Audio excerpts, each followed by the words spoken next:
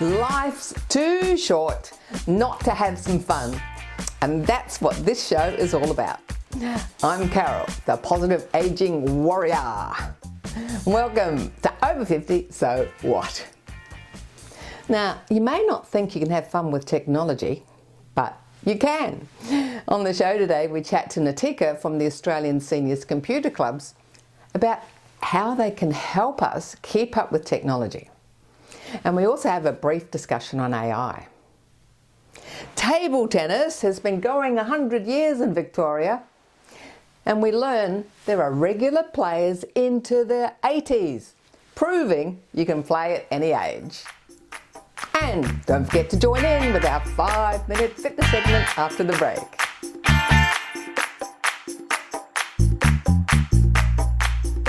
I don't know about you, but I remember the first time I used an electric typewriter, and the first time I used a computer, and the first time I used a mobile phone, and of course the first time I used Google. So much has changed over the past few decades. A lot of it's made our lives more convenient and kept us more in touch with our loved ones. Digital technology will continue to evolve. And to help us with this, we have ASCCA, the Australian Seniors Computer Clubs Association.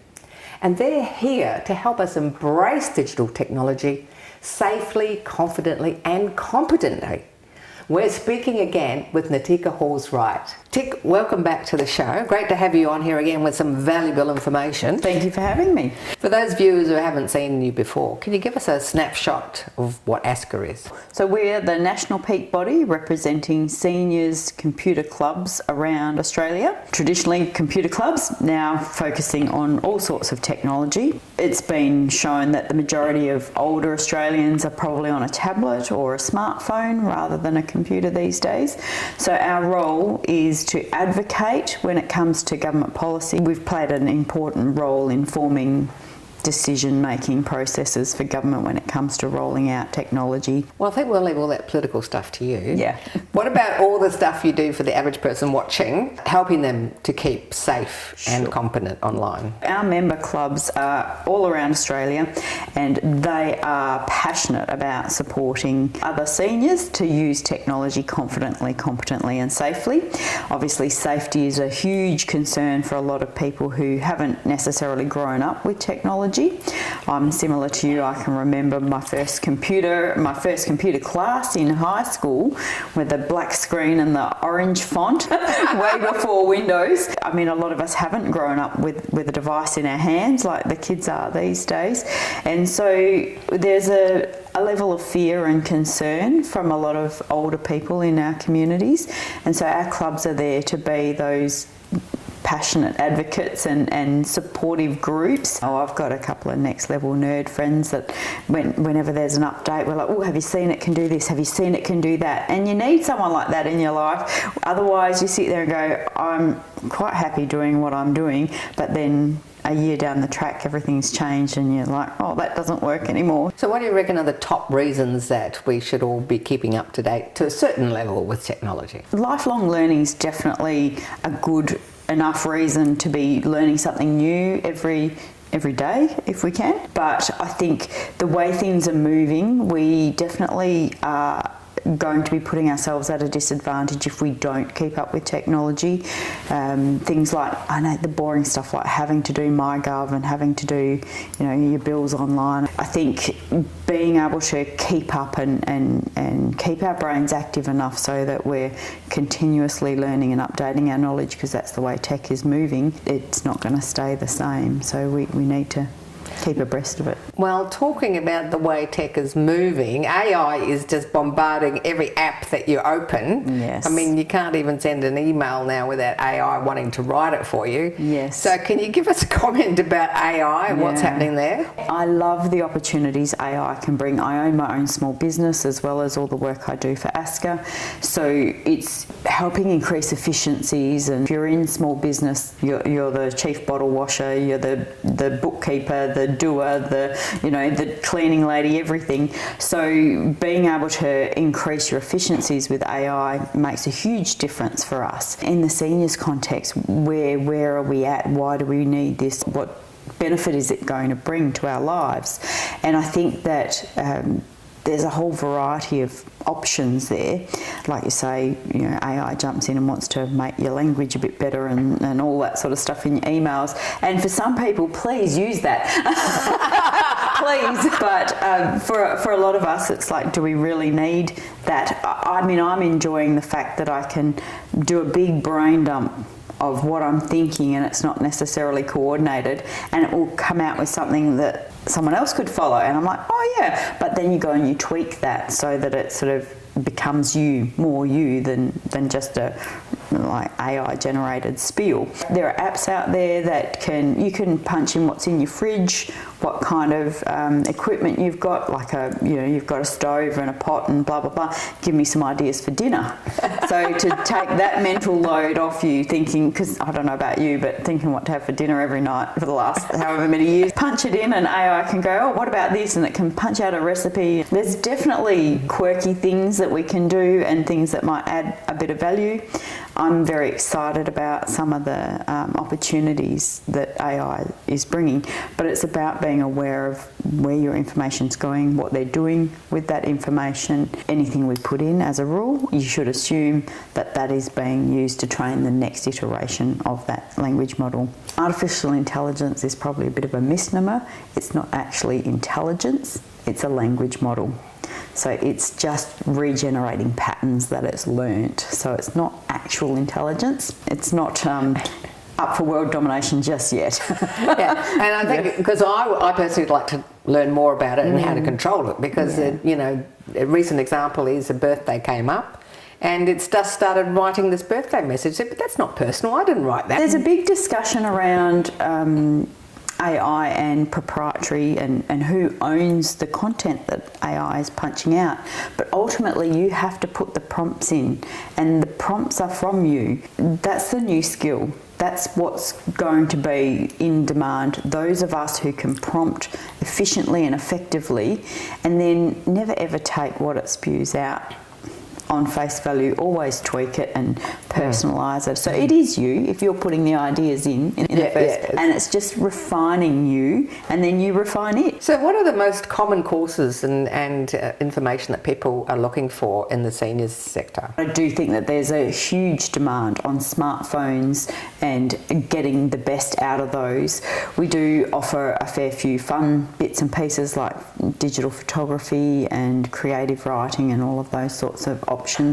Project-based work is always going to be more attractive. If you've got a club that has a family historian or someone who specialises in that side of things, then you can go along and learn how to start the family tree. If you're avid gardeners, the photo app on your iPhone or the Google Photos can now help you identify what plants you're looking at. But on the flip side, when you mentioned government departments and things, I mean, if you're really getting frustrated and you don't know what you're doing with your MyGov, your Centrelink, those sorts of things, you might think, I just want to be able to get that out of the way. It's a nightmare, it's a headache. I just want to be rid of that headache. That would be a good place to start. You can actually help them navigate specific areas like that. Yes, we can, yep. So there's a whole bunch of resources out there that we have access to through the Be Connected program, and MyGov is a big part of that. And I think our focus at ASCCA is helping to unravel all those bits and pieces. Excellent. Well, thank you so much for all of that. You're welcome. Thanks for having me.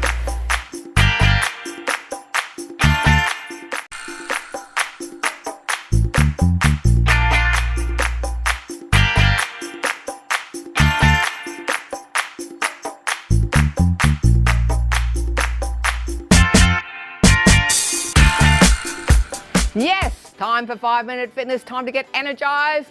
Get on your feet if you can. Otherwise, just follow Fabulous Faye in the chair. Or you might even want to get on your feet and just have a chair there for reassurance, just in case you need it. Now, we've got a new move for you today. Would you believe after all these 5-minute fitness routines over the years, we still do new moves? I'm going to walk to the side and then do a swivel. Here we go. 1, 2, 3. Step, swivel. 1, 2, 3. Step, swivel. 1, 2, 3. Step, swivel. 1, 2, 3. Step, swivel. 1, 2, 3. Step, swivel. Step. That's it. If you've got more room than me, take bigger steps if you can. We're just trying to dodge the sun. And back to the middle. Hold it there. Okay, now we're going to try another kind of a swivel. We're just going to do heel out to the side like this. That's it. Just swivel that heel out. Let's try the other side. See how the hip's coming forward as well? So just swiveling on the toe. Okay, now we're going to do walk, walk, walk and toe. Toe. Walk, walk, walk, toe. Yeah! And swivel. Walk, walk, walk, swivel. That's it.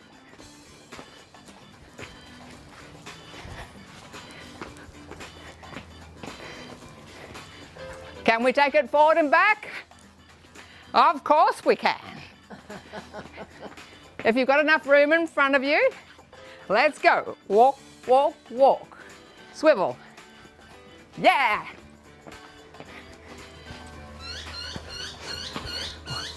The birds are joining in. They're thinking, what a great job they're doing out there moving.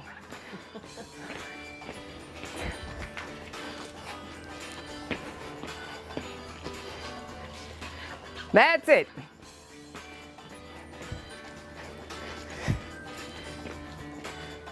Okay, hold it there.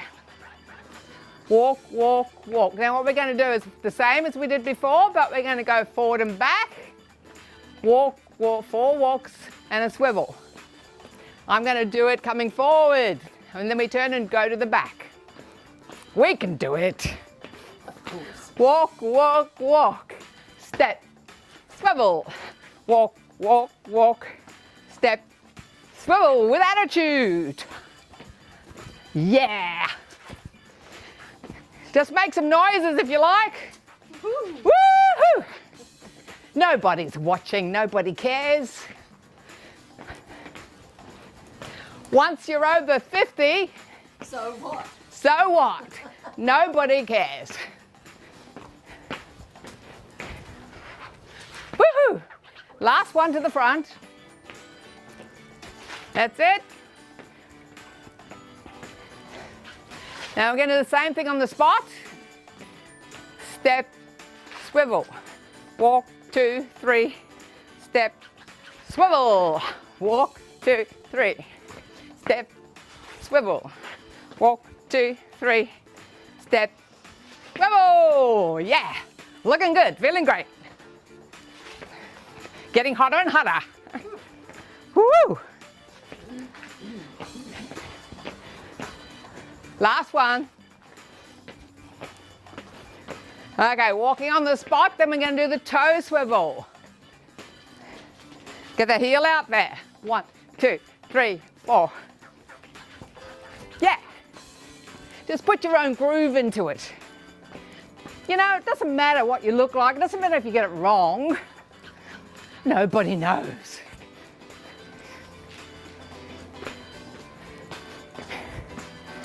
Bring it forwards. Oh, yes.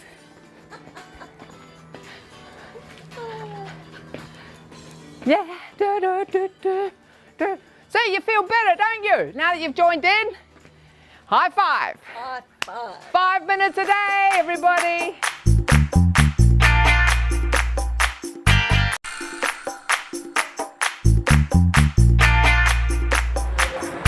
Originally called ping pong in 1925, the name changed to table tennis in 1927.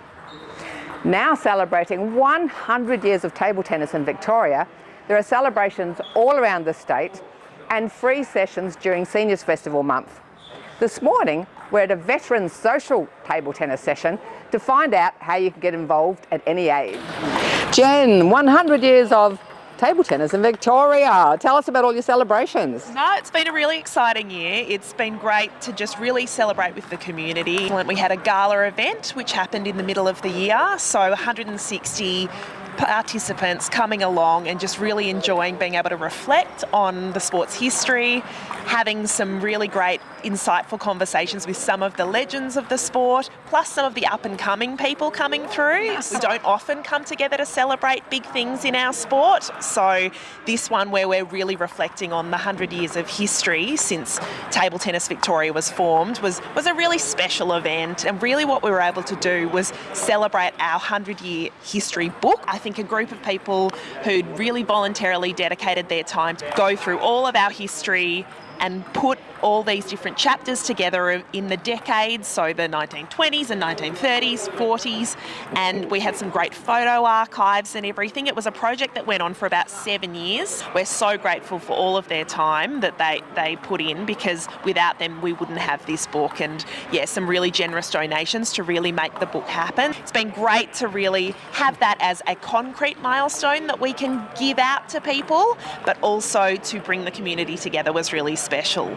Now, I'm sure table tennis has changed a lot in 100 years. Can you tell us, where is Table Tennis Victoria at, and where is table tennis at nationally? Yeah, so I think it's a really exciting time for the sport. We've definitely found that the way the sport looks, where it was sort of very traditionally played by sort of your white Anglo-Saxon sort of people in lots of different social community clubs and stuff, the whole way that the sport is now growing is changing a lot. We're getting lots of sort of Chinese Victorians, Indian Victorians, and their entire families coming in and wanting to play the sport. So we're starting to get a lot of multiculturalism, which is fantastic, and we know it's really something great for our sport to embrace. And I think it's really exciting to sort of see how we can work with these communities where we know we're a sport of choice to continue to grow. And the other thing our sport has is that it's something that everyone plays socially. So you might have a table in your garage, or you might have a hit down at the local pub. So we're working on what we can do to connect in with anyone who's sort of got an affinity to table tennis, can pick up a bat and just have a hit, so that we can connect with them and start to sort of get them coming along to sessions like this at ASCCA or within their local area, just to come and have a hit, find some other passionate people, and then just sort of start that connection into the sport. They may want to play a competition one day, and hopefully we can just bring them through that pathway. So it looks like you're getting up a bit of a perspiration there. It certainly is, yes. It does get a bit heated under here at times. Yeah. So how long have you been playing at ASCCA? Oh, really? Just only about 6 months? Yeah, so it's just this year, but I've been playing table tennis on and off for probably a good 30 plus years. So what got you back into it? Getting retired is one thing, and looking for something to do, plus realising the importance of activity, being mobile. Certainly as the years roll by, that's the first thing you want to be thinking about, is keep up the activity, stay active. And keep social. Absolutely, that's the other part of it. The bonus is the interaction, that you meet new people and strike up some friendships, which is fantastic. Now, when you first came along here, did you come on your own? Yes, I did. I happened to be walking around the lake, and I thought I'd drop in and just see what's going on. I saw people hitting the ball, and I thought to myself, you know what, instead of walking around the lake, next time I might make an effort to come in, bring my bat and join. And have you made some new mates? I certainly have. Well, not when you beat them though. It's hard to stay friends when the competition element is there. So I gather you're pretty competitive. Oh, look, no. Yes. So basically you have a social hit, but you like to win. I wouldn't put it that way. I just like to win. It's not the competition really, it's the social aspect. And as I said to you, it's the health and well-being side of it. And that's the beauty of table tennis. I don't know if other people have touched on this, but for me personally, it's one of the few sports that you can keep playing right through to your ripe old 80s, 90s, okay? You're out of the elements, right? So you can play all year round, okay? And it's low impact on the joints. So if you happen to have knee, hip, etc. issues, it's a great sport. Well, everyone over 50, over 60 has got something. Yeah, it's all right. It's lumbago, yeah. Oh, okay. Yeah. But anyway, yeah. So that's my story on why I'm here. But it's great fun. So what would you say to someone sitting at home who has never played table tennis before? Never played table tennis. Get off your backside. Get down here. It doesn't matter how skillful or competitive you are. It's not about that so much. That's a supplementary sort of thing, if you like. It's on the side. The whole idea is to get moving. Okay, that would be my biggest go-to line, I think. And you came on your own, so what would you say to someone else who's a bit nervous about coming on their own? Don't be nervous. Just come down, knock on the door. The people here are friendly, and you'll feel welcomed and warm. It's a warm environment. What you can't ask for more, really. Yeah. So, and I'm speaking from first-hand experience. So can you give us an idea of how many people are playing table tennis around Australia? If you look at our Table Tennis Victoria database, I'll tell you we've got 4,500 members. We know, though, that number is not representative of the entire sort of idea of how many people are playing table tennis across the state. We'd say there'd have to be about sort of 25,000 that are playing sort of in just sort of social settings and don't really count themselves as a member, but as a broader participant. And beyond that, there's been some studies that have shown that 3.25 million Australians engage with table tennis and consider themselves a fan of the sport. Now, what about your older demographic? Because I did hear some stats on the ages that play table tennis. Yes, so our average member is a 48-year-old. Our veterans community are a very, very important community to our sport. They are the heart and soul. They're the ones who have really, really seen the sport grow through the sort of 70s and 80s and really pushed it along. And it's a great community of not only sort of Victorians playing at their clubs and then on our state tournament circuit, but at the moment it's the National Veterans Championships being held up in Queensland, and it's like a big reunion. Everyone goes up there and they're so happy to catch up with all their friends from the other states. I think there is that really strong social connectedness to the sport within that veterans community, and that sometimes it's just as much about having a hit of table tennis as having a bicky and a coffee afterwards. So do you know who the oldest table tennis player is that you've played?